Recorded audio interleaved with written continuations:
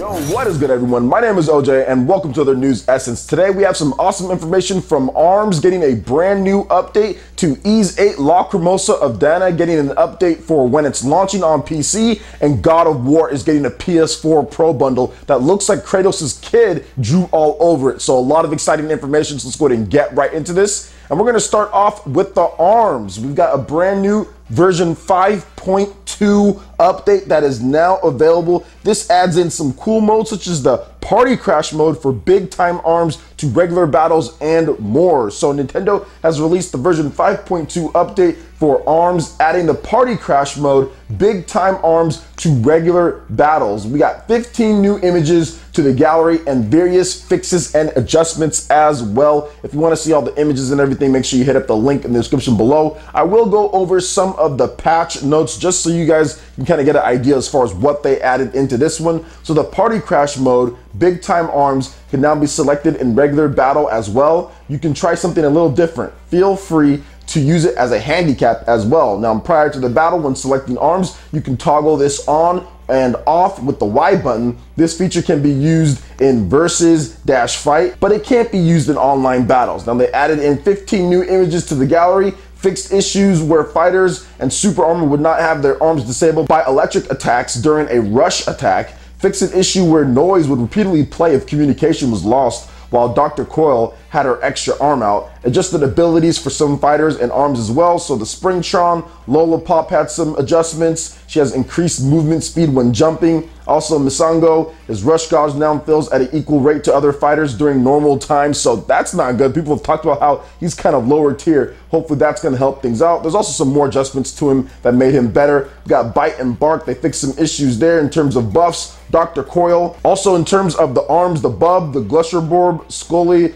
Lockjaw, Clapback, Popper, and Chakram all got buffs or adjustments, so make sure you check out the link so you can see if the weapons that you like to use have been improved or decreased. And of course, ARMS is now available for the Nintendo Switch, and it's one of those games that is just an unfortunate side effect of there being too many games to play and too much stuff to cover on the Nintendo Switch. Seriously, if this game would have came out on the Wii U in terms of the progression of when we got games, I would have been all over this. This would have been the game that I'm playing all the time. This would have been like the Smash Brothers 2A, but unfortunately, it's just too many games. There's just too many games on the Switch that I have to play and cover, and it kind of just got buried for me when it comes to me playing the game. However, at some point, we've got to do PE Arena with this one because the online in this game is actually really good. It's easy for people to hop in and play, and it's a lot of fun. ARMS is a great game. I think it runs smooth. It looks great. Has a lot of different arms, a lot of different variety and skill-based things that you can do. A lot more than people actually just see at first. Once you start playing and you start looking at some of the tech,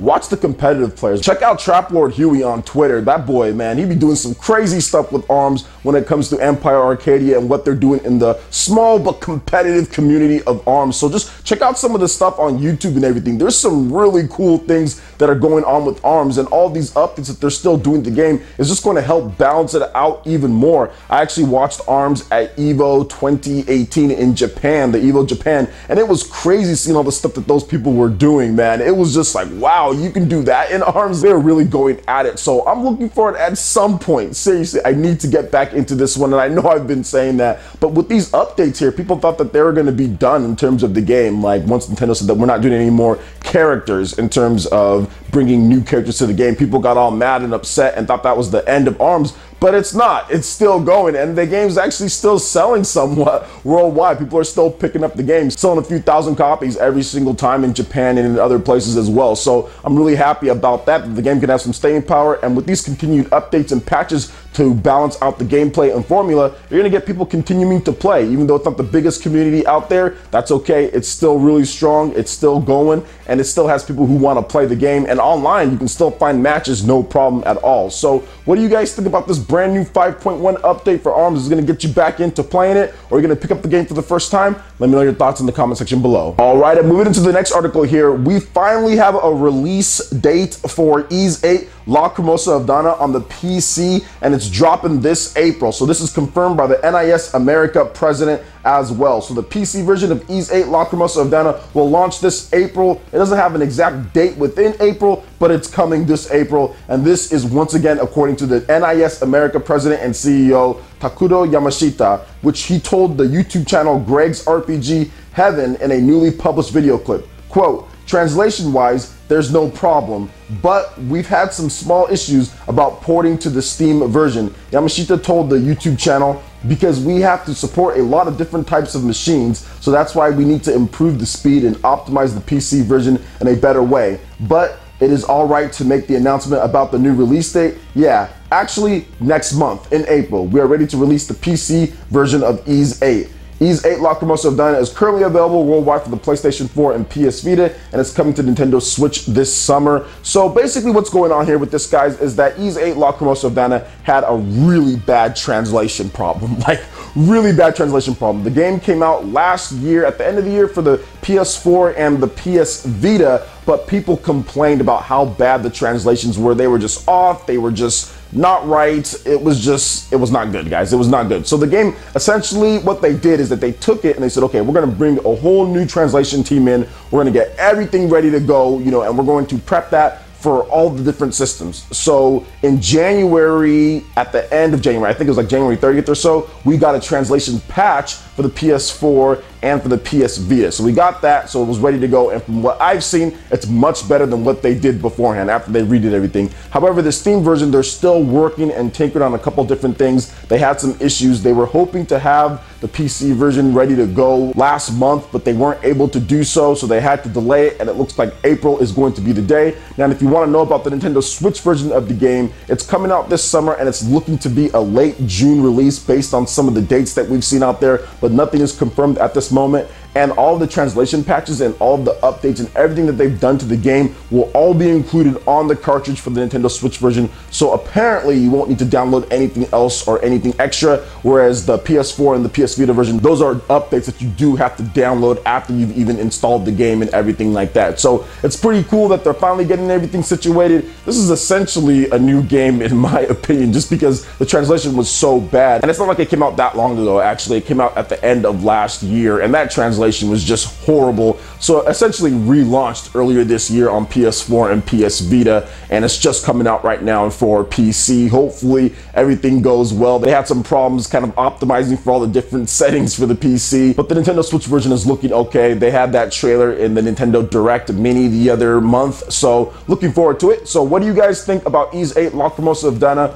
coming out this April for PC? Are you guys planning on picking up the game? Have you already played it on PS4 and PS Vita and looking forward to a Switch version of it? What's the best thing about the game? What do you like the most in terms of the combat, story, gameplay? I would love to hear your thoughts on the game in the comment section below. All right, and moving into the final article here, we do have a God of War limited edition PS4 Pro bundle that has been announced, and it's due out alongside the game on April 20th. So let's go and get into this here. So Sony Interactive Entertainment has announced a limited edition God of War PlayStation 4 Pro bundle, which will launch alongside the game on April 20th. The bundle features customized PlayStation 4 Pro inspired by Kratos' axe, a Leviathan Grey DualShock 4 wireless controller with insignia, a physical copy of God of War, and digital content. It will cost $399 in the US and $499 CAD. Pre-orders are available today, so if you want to go snag that both in North America or in Europe, you can also do so. Now, Sony also added in some interesting information here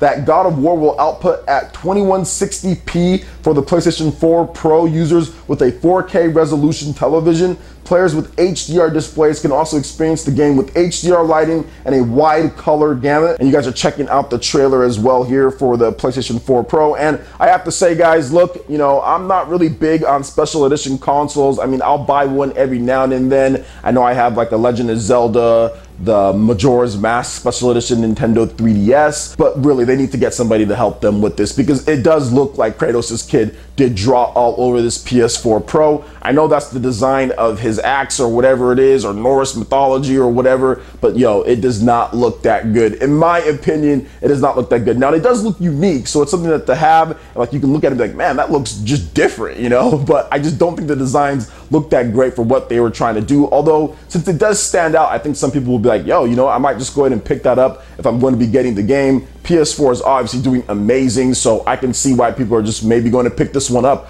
God of War looks like it's going to be a lot more story-like. I don't know, like story heavy and impactful, I guess because of Kratos' kid and how you can kind of roll around and like the type of combat that's in the game. It's not so Devil May Cry-ish / Bayonetta anymore. It's more visceral, it's more grounded. You know, I don't think you can even jump in this game from what I understand. So they're going for a different feel with this one. Now, just to let you guys know, or at least for those who don't know, I'm a huge God of War fan. I've actually played and beat every single God of War game, even the PSP titles. Played those in the collection that was remastered on the PS3. All of my God of War games got stolen outside of God of War 3 though, back in the day in college, but at the same time, I still carry all the memories that I have played with all the different God of War games. 1, 2, 3, God of War. This one's coming up. We got the ones on the PSP. Great games. My favorite one by far is God of War 2. I just absolutely love that game on the PS2. I played it again on the PS3 with the collection remastered. So I'm looking forward to playing this game right here. I'll probably be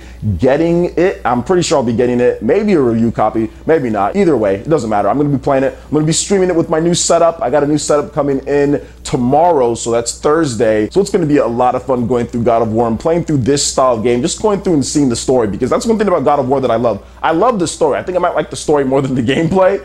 Even back when they had the Devil May Cry style gameplay and the action heavy gameplay, the story was always amazing to me and what I loved about the God of War games. So I'm playing it for that. I want to see this new line of Kratos. I want to see this new light. I want to see his son. I just want to see it. It just looks interesting to me. So it'll be the first Sony PlayStation 4 like first party game that I have bought in a long time. I think since Bloodborne or something like that. I don't know. It's been a while. Or maybe Gravity Rush. One of those two. Anyway, either way, I'm looking forward to playing the game. It's going to be a lot of fun. So what do you guys think about this brand new God of War PlayStation 4 Pro bundle? Will you be picking up? And what do you guys think about God of War on the PlayStation 4? Are you into the story as far as what they're doing with Kratos and his kid? What do you think about the new gameplay mechanics? What do you think about not having the Devil May Cry style or more of the action heavy and more of the, I don't know, like visceral type of action combat that they're doing for their grounded? I don't know what to explain the type of combat that they're doing. It's just so different from what they've done before. So let me know your thoughts on God of War in the comment section below. All right, ninja, that wraps it up for this video here. Go ahead and check out the links in the description below. We've got Facebook, we've got Twitter. Go ahead and give us a like and a follow on our social media.